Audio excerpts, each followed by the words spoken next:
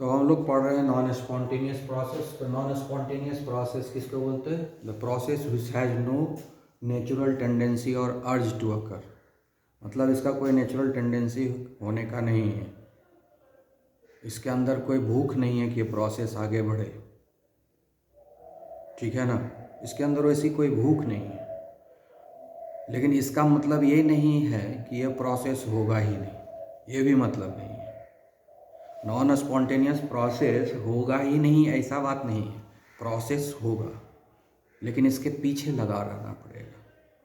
Natural tendency नहीं है होने का, नेचुरल अर्ज नहीं है इस प्रोसेस को होने का, लेकिन हम इस प्रोसेस को करवा सकते हैं, इस प्रोसेस को हम आगे बढ़ा सकते हैं। उसके लिए क्या है कि एक ड्राइविंग फोर्स का ज़रूरत होता है, जो हमको एक्सटर्नली ड्राइविंग फोर्स देना पड़ता है। मतलब उसके अंदर कोई अपना ड्राइविंग फोर्स नहीं है, इसलिए हमको ड्राइविंग फोर्स देना पड़ेगा जो इस प्रोसेस को आगे बढ़ाएगा, ठीक है। जैसे कि हम एग्जांपल लेते हैं इलेक्ट्रोलिसिस ऑफ वाटर,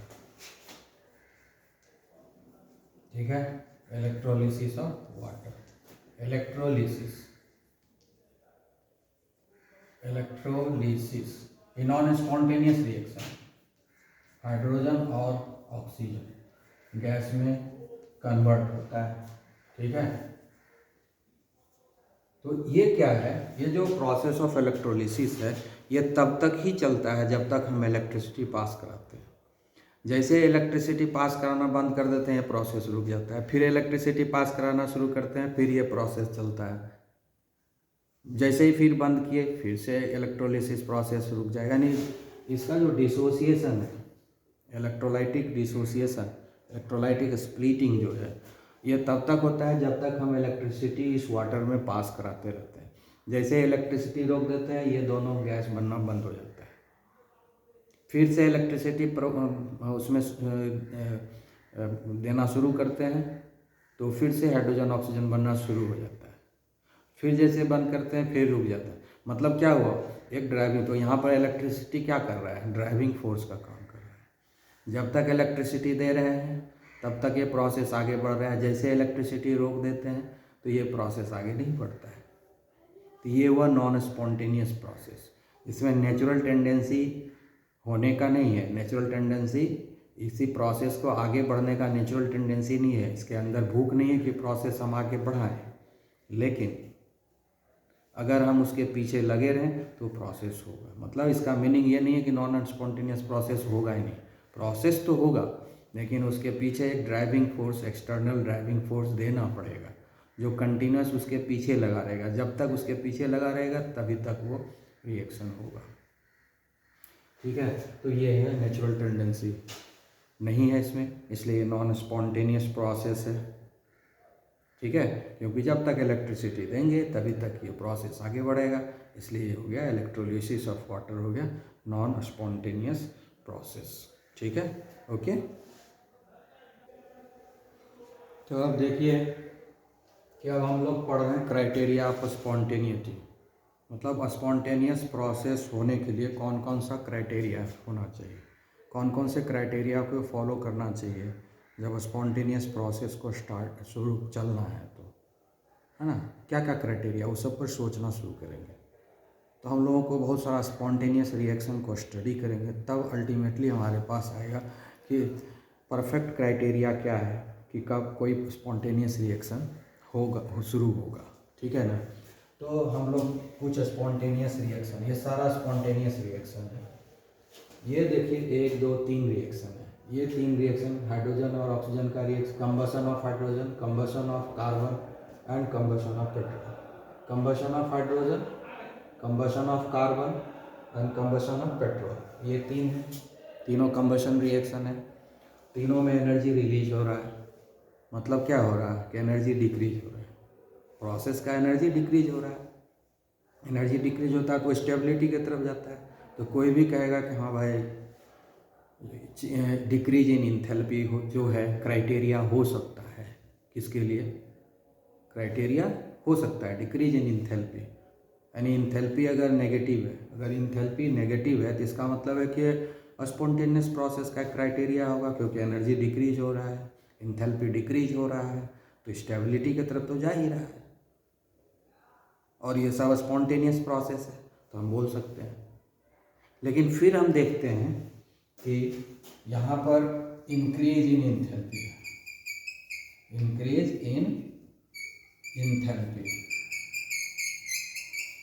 अब ये 3 रिएक्शन हम लिए हुए हैं, ये तीनों रिएक्शन भी स्पॉन्टेनियस रिएक्शन है, लेकिन इसमें इंक्रीज इन इंथैल्पी है, सब में एनर्जी रिलीज हो रहा है, मतलब एनर्जी बढ़ रहा है, और किसी का एनर्जी बढ़ रहा है तो स्टेबिलिटी तो कम हो जाती है, लेकिन है तो ये स्पॉन्टेनियस रिएक्शन। तो कुछ स्पॉन्टेनियस रिएक्शन में, ज़्यादातर स्पॉन्टेनियस रिएक्शन में डिक्रीज इन इंथैल्पी नज़र आ रहा है, और थोड़ा बहुत कुछ रिएक्शन है जिसमें इंक्रीज इन इंथैल्पी भी नज़र आ रहा है। वाटर का इवापोरेशन हो रहा है, इवापोरेशन कंटिन्यूस होते रहता है, इसमें एनर्जी एब्जॉर्ब होता है 40.6 किलो जूल। अमोनियम क्लोराइड को पानी में जब मिलाते हैं तो आयनाइजेशन होता है अमोनियम क्लोराइड का, इस आयनाइजेशन में भी एनर्जी 15 किलो जूल का एनर्जी एब्जॉर्ब होता है, पर मोल है सब, जहाँ भी किलो जूल खाली दिए पर मोल है।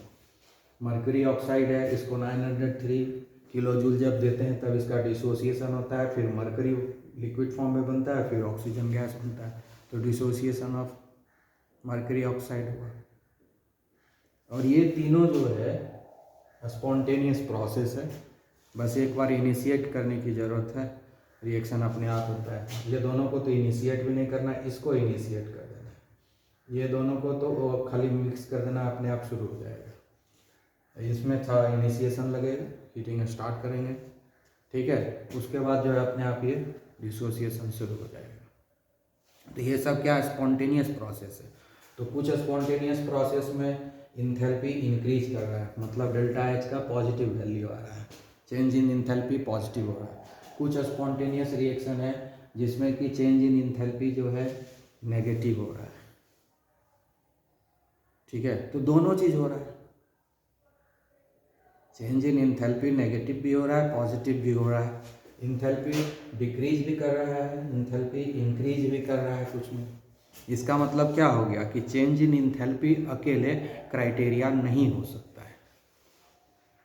So change in enthalpy can not be a criteria alone, अकेले ये चेंज इन इंथैल्पी डिसाइड नहीं कर पाएगा कि रिएक्शन स्पॉन्टेनियस है या नहीं है।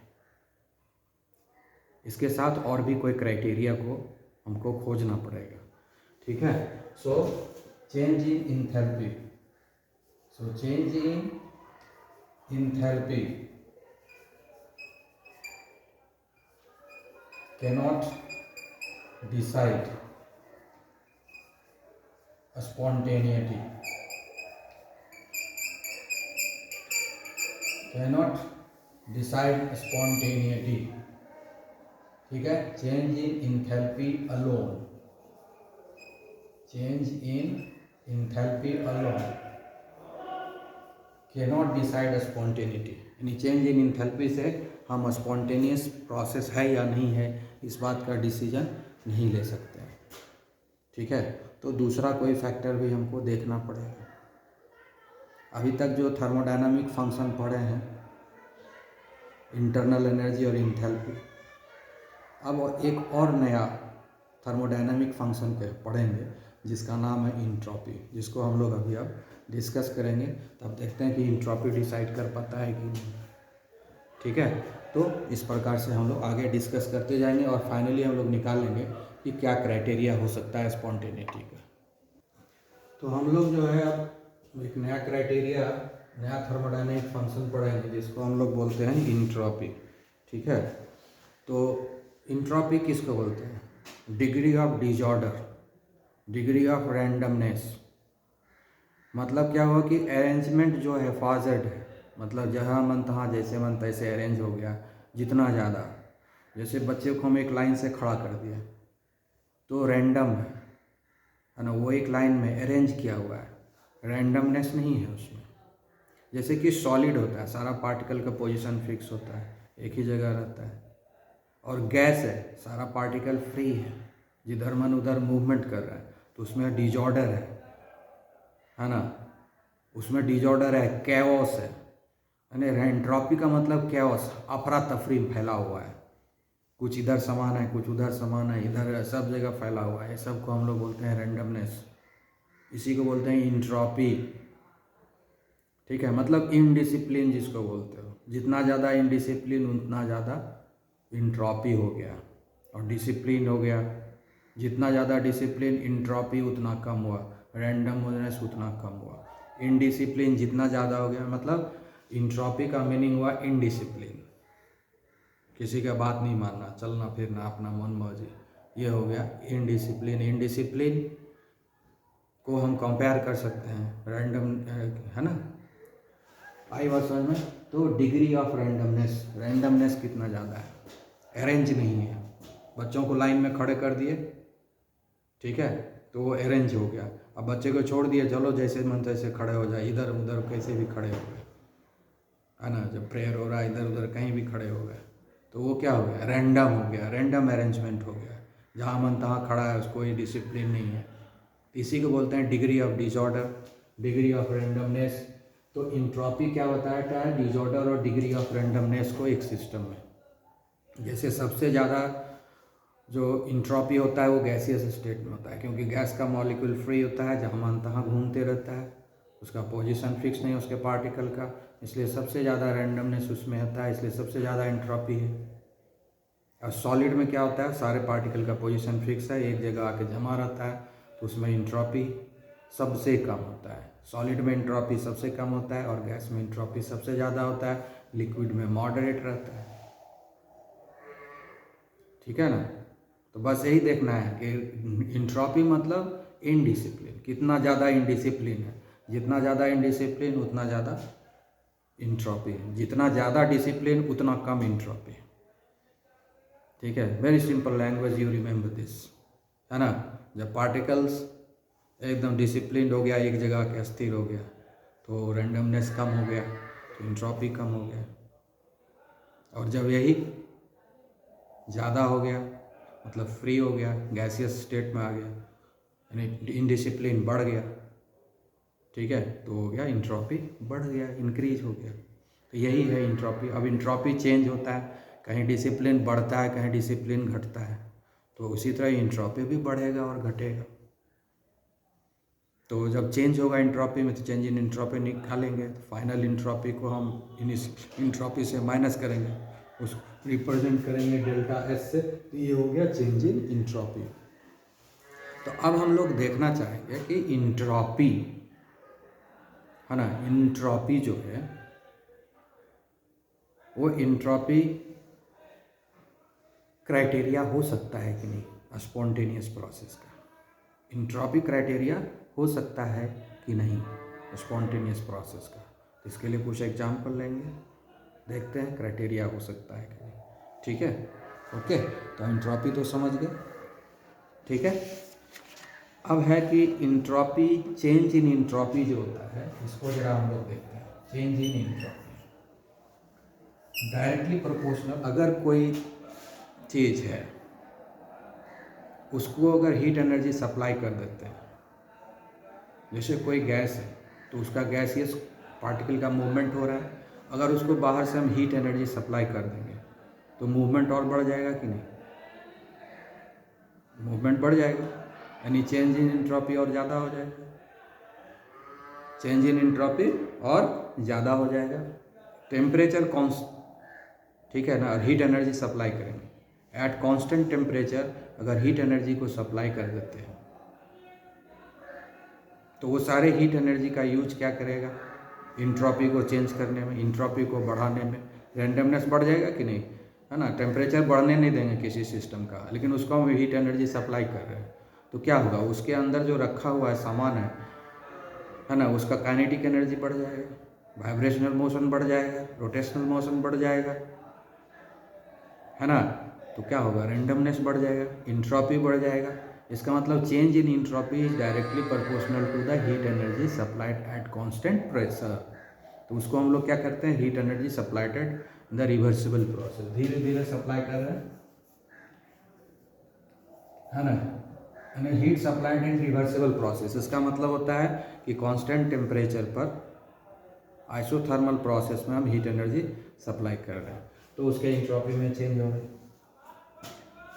दूसरा चीज़, और एक चीज़ आप ऑब्जर्व कीजिएगा कि कोई सिस्टम जब लो टेम्परेचर पर होता है और अगर उसको हम हीट एनर्जी सप्लाई करते हैं तो उसमें रैंडमनेस ज़्यादा चेंज होता है। और एक ऑलरेडी हाई टेम्परेचर पर है और फिर उसको अगर हीट एनर्जी सप्लाई करते हैं तो उसके रैंडमनेस में बहुत ज़्यादा चेंज नहीं होता है। ठीक है ना, ये प्रैक्टिकल ऑब्जर्वेशन है। ठीक है, कोई चीज़ जैसे ऑलरेडी काइनेटिक एनर्जी है, उसके पास सफिशिएंट काइनेटिक एनर्जी है, यानी हाई टेम्परेचर पर है, पहले से है। लो टेम्परेचर पर अगर कोई चीज़ है तो उसको जब हीट एनर्जी सप्लाई करते हैं तो उसमें रैंडमनेस में चेंज बहुत ज़्यादा ऑब्जर्व करते हैं। ठीक है, जैसे कोई बच्चा वीक है तो उसको जब हम पढ़ाते लिखाते हैं तो उसमें जो इम्प्रूवमेंट दिखता है वो काफ़ी ज़्यादा दिखता है कि वो क्या जानता था उसमें और अब क्या जानता है, बहुत ज़्यादा हो गया। लेकिन जब एक बच्चा ब्रिलियंट बच्चा है, बहुत अच्छा पढ़ाई लिखाई करता है, ब्रिलियंट है, हम जब उसको पढ़ाएंगे तो उसके नॉलेज में बहुत ज़्यादा फ़र्क नहीं पड़ेगा क्योंकि ऑलरेडी वो नॉलेजेबल है। तो उसको जब हम पढ़ाते हैं तो उसके नॉलेज में चेंज तो होता है लेकिन उतना चेंज नहीं होता है। चेंज जो देख रहे हो वो ज़्यादा नहीं होता है क्योंकि ऑलरेडी वो जानता है सब कुछ। तो उस जो जान रहा है और अब जो जाना उसमें कंपैरिजन करेंगे तो उसमें तो चेंज, नॉलेज में चेंज बहुत ज़्यादा नहीं होगा। लेकिन जो कमज़ोर बच्चा है उसको जब हम पढ़ाते हैं तो अगर वो पढ़ा तो उसके नॉलेज में तो बहुत ज़मीन आसमान का फ़र्क हो जाएगा, तो रैंडमनेस बढ़ा कि नहीं। ठीक है ना, आई बात समझ में। तो लो टेम्परेचर पर अगर कोई सब्सटेंस है उसको जब आप हीट एनर्जी सप्लाई करते हैं तो उसका में चेंज इन इंट्रोपी काफ़ी ज़्यादा होता है।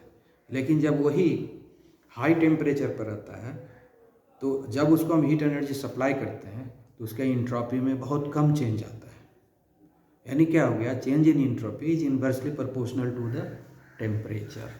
तो change in entropy is inversely proportional to the temperature. ठीक है, क्लियर। तो हम इसको फॉर्मूला में लिख सकते हैं, delta S equal to Q, जब दोनों को कंबाइन कर देंगे ये हो गया हमारा चेंज इन इंट्रोपी का फॉर्मूला। चेंज इन इंट्रोपी का ये फॉर्मूला हो गया। ठीक है, अब हम लोग देखते हैं कि इंट्रोपी स्पॉन्टेनिटी को डिसाइड करता है या नहीं करता है। ठीक है, अब देखिए यहाँ पर हम लोग जो है कुछ स्पॉन्टेनियस प्रोसेस लिए हुए हैं। ठीक है ना, कुछ स्पॉन्टेनियस प्रोसेस हम लिए हैं। इसमें एग्जाम्पल आप देख लीजिए। ठीक है, इसमें क्या है, mixing of non reacting gas, मतलब ऐसा गैस जो रिएक्शन आपस में नहीं करता है, उसको मिक्स है। 2 सिलेंडर लिए, दोनों में अलग अलग गैस भरा हुआ, आप दोनों सिलेंडर को आपस में जोड़ देंगे तो क्या होगा, दोनों गैस आपस में मिक्स हो जाएगा। अब दोनों ही गैस के लिए जब दोनों सिलेंडर को आपस में हम जोड़ देंगे तो दोनों सिलेंडर अवेलेबल हो जाएगा दोनों गैस के लिए। वो गैस इधर आएगा या गैस इधर जाएगा, दोनों आपस में मिक्स हो जाएगा तो स्पेस बढ़ गया।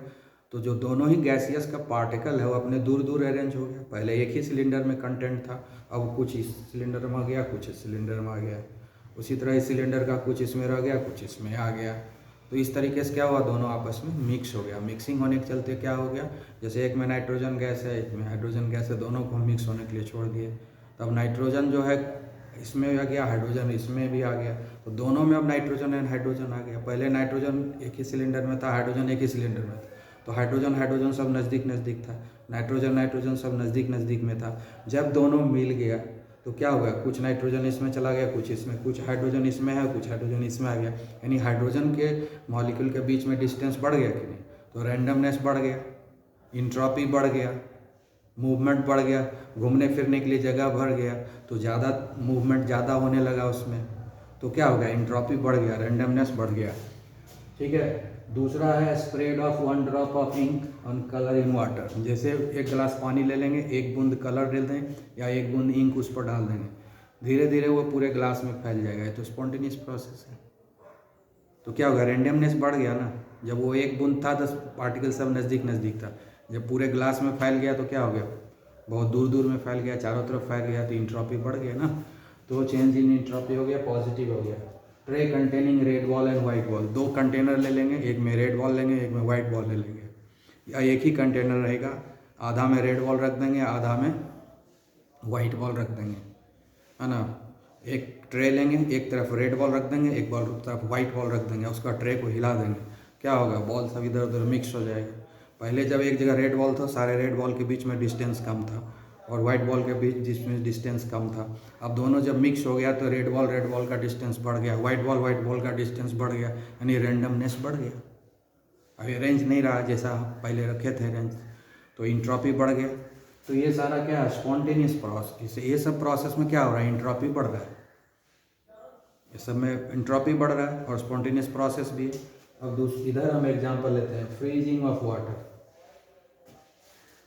वाटर फ्रीज करता है, एक बार इन इस टेम्परेचर जैसे ही 0 डिग्री सेल्सियस आएगा वो जो है रिएक्शन कर जाएगा, वो फ्रीज कर जाएगा। जैसे 0 डिग्री सेल्सियस आएगा वाटर फ्रीज कर जाएगा, उसको कुछ करने की ज़रूरत नहीं, सिर्फ टेम्परेचर 0 डिग्री सेल्सियस मिला उसको, वो ऑटोमेटिकली वो फ्रीज हो जाएगा। स्पॉन्टेनियस प्रोसेस है। लेकिन इसमें क्या होगा, वाटर जब फ्रीज हुआ तो क्या होगा, आप यहाँ ध्यान से देखिए, वो सॉलिड हो गया, इंट्रॉपी कम हो गया, वाटर पार्टिकल जो था उसमें फ्री था, मूवमेंट हो रहा था। अब जब आइस बन गया तो सॉलिड बन गया, तो सबका पोजीशन फिक्स हो गया, तो रेंडमनेस कम हो गया, रेंडमनेस कम हो गया।